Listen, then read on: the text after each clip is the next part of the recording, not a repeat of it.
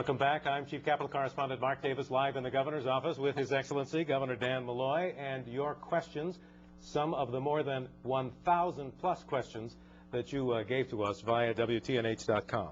This next question, Governor, is from Gary in Milford. He says, you mentioned shared sacrifice.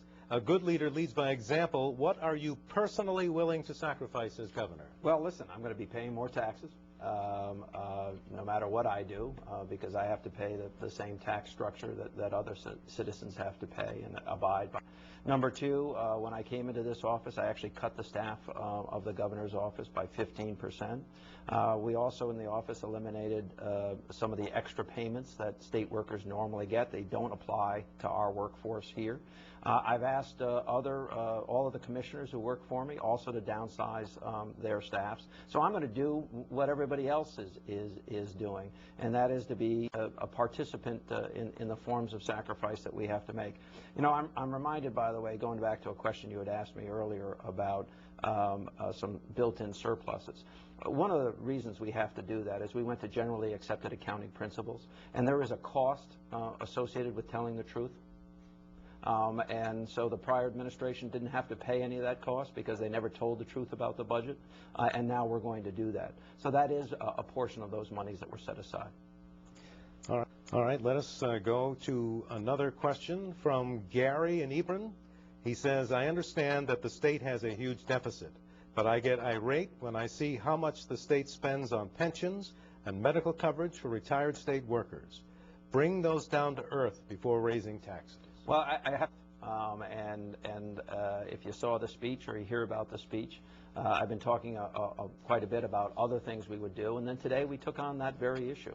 And I have called for $2 billion in givebacks from state employees, pensions, pay, work rules, whatever else we need to get to that dollar amount. And I've made it very clear that if we don't get to that dollar amount, what will end up happening in our state is thousands and thousands of people will be laid off.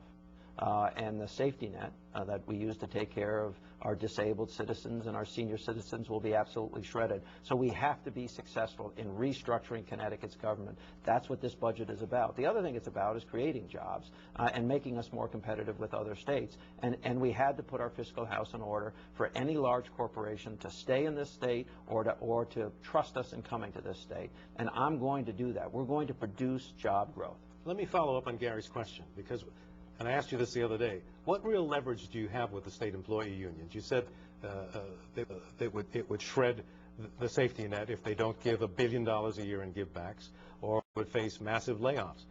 But they have a contract with the state government that was signed by the Rowland administration for 20 years that doesn't expire until the year 2017.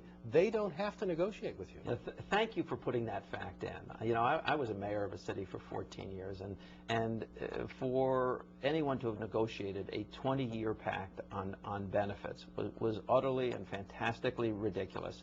So I'm dealing with the cards that I'm dealt with, and I'm not threatening people. I don't want to have to do the things that I might be caused to do, which is to shred the safety net and to lay off thousands upon thousands of state workers if we can't reach an agreement. But I'm hopeful we will. This is about respect. We're going to treat everyone with respect, and we'll go from there. All right. This next question is from Anonymous. Those are always dangerous. Oh, wow. This could be a relative. Yeah. I am not a smoker, but why always hike cigarette taxes and never hike liquor taxes? You would raise more money on liquor because more people drink than smoke. Well, we did both. And the reality is we did both not because we want to, but we have a $3.5 billion deficit, which I inherited from the prior administration after it spent every stimulus dollar and every dollar in the rainy day fund. We got to this point, on top of which we borrowed $1 billion and we didn't tell the citizens the truth for a couple of years. I'm doing my absolute best to get the state of Connecticut back on track so we can begin producing jobs again. We've got to build trust with people. I don't know if Anonymous is a smoker or not. I gather he or she probably is. But $3.40 a pack, that's a killer. There's not a martini tax that's anywhere near that high. I mean, No, there isn't. on a bottle of spirits, there is. No, there isn't. But you know, but we do not have the highest tobacco tax in the region. One of the things we did about That keeps us competitive. yeah, well, listen, you know, yeah, you're dealt us cards, right? You got to play those cards.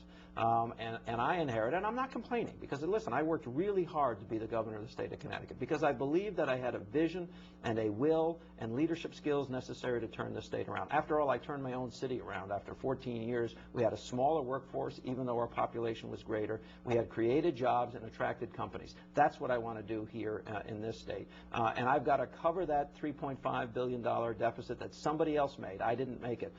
We do that, and people understand that we've established what our means are. We're going to live within those means. We're not going to spend 1 cent more than we have to spend on things. Then we'll get trust back. All right, I think we have to take another break, but we are going to have more questions for you from our viewers and our web users coming up